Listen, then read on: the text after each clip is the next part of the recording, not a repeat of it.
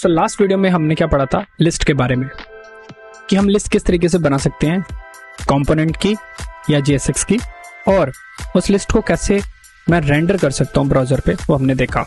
अब बात आती है कि कीज कैसे डिफाइन कर सकते हैं। जब हम लिस्ट के थ्रू कंपोनेंट को रेंडर करवा रहे होते हैं तो उस टाइम पे कीज की क्या जरूरत पड़ती है और की कैसे डिफाइन कर सकते हैं और की क्या है, वो सब हम इस वीडियो में कवर आउट करेंगे। सो टाइम ना खराब करते हुए let's start the journey. Start करने से पहले देखते हैं कि कीज की क्यों जरूरत पड़ी, वो हम देखते हैं। सो वो समझ पाएंगे हम कोड से, ठीक है।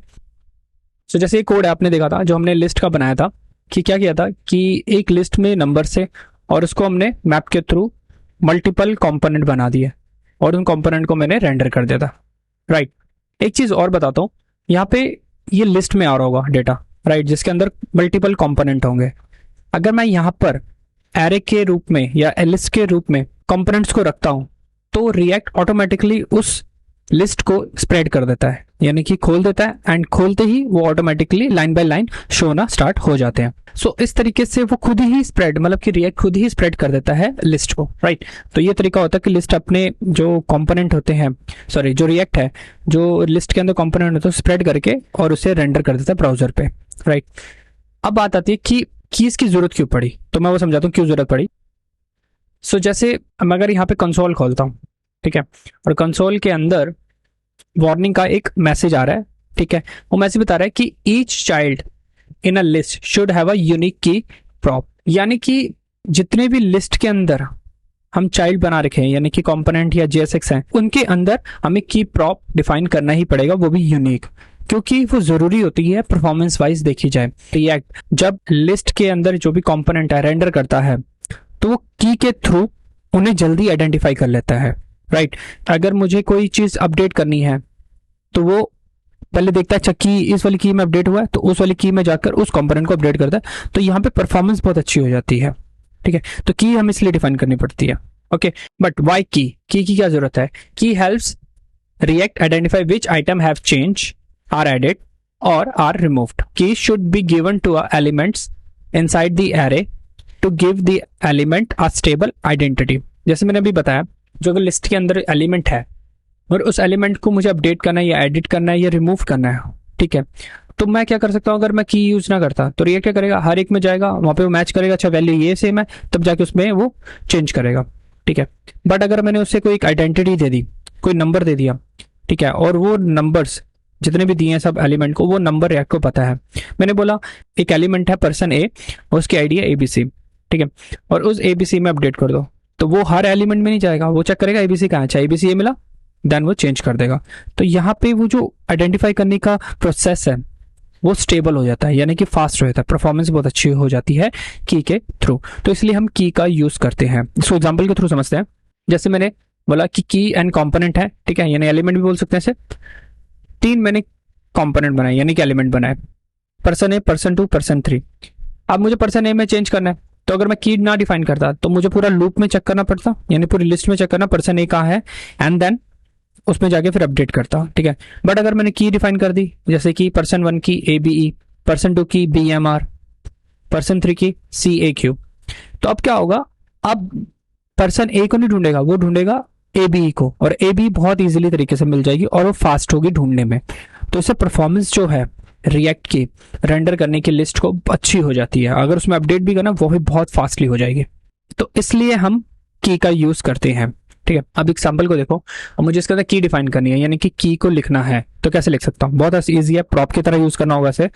एक एलिमेंट है LI यानी JSX, उसके अंदर मैंने क्या किया, की प्रॉप लिखी equal to number dot string. Key जो होती है वो यूनिक होनी चाहिए, यूनिक मतलब अलग होनी चाहिए। अगर सेम होगी तो वो अपडेशन में दिक्कत हो जाएगी, मतलब लाइक ABE 2 बना रखी है मैंने की, तो दोनों ही ABE में अपडेट कर देगा, ठीक है। तो इसलिए यूनिक होनी चाहिए, राइट। तो इस तरीके से आप की को डिफाइन कर सकते हैं, ठीक है। तो इसको हम कोड के थ्रू देखते हैं। सो मैं कोड में क्या करूंगा, देखो यहाँ पर लिस्ट आइटम है, आप कंपोनेंट में भी डिफाइन कर सकते हैं, JSX में भी डिफाइन कर सकते हैं, एलिमेंट बना के भी कर सकते हैं। इट डिपेंड्स ऑन यू कि आपको किस तरीके से इसे यूज करना है, राइट। सो मैं यहाँ पर की के अंदर मैं लिख देता हूँ जो नंबर है, और स्ट्रिंग में होनी चाहिए, ठीक है।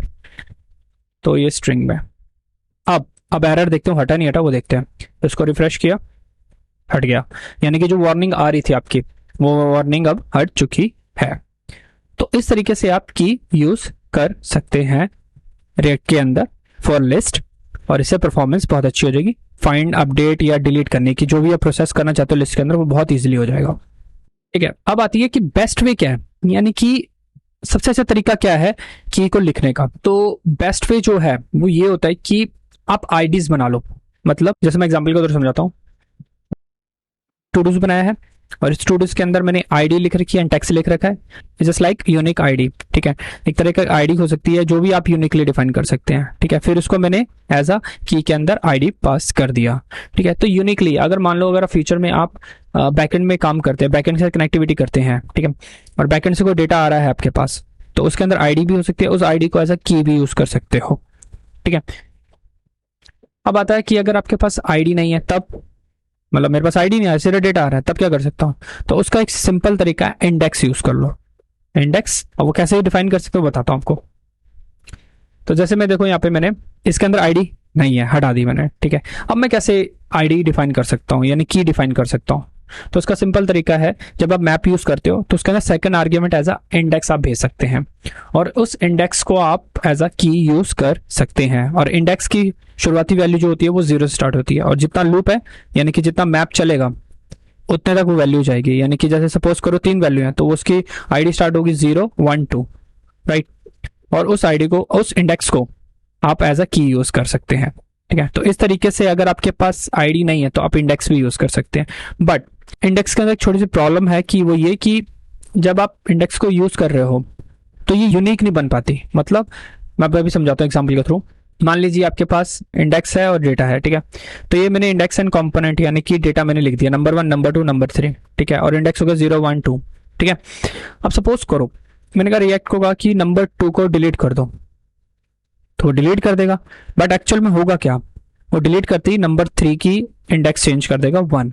तो यहाँ पे क्या हुआ, आईडी उसकी यानी की चेंज होगी, आइडेंटिटी चेंज होगी, यानी आपने नंबर 3 को उसकी आईडी छीन कर जो डिलीट हुआ है उसकी आईडी दे दी। तो रिएक्ट को समझ ही नहीं आएगा कि कौन सा डेटा डिलीट हुआ है और कौन सा भी बचा हुआ है।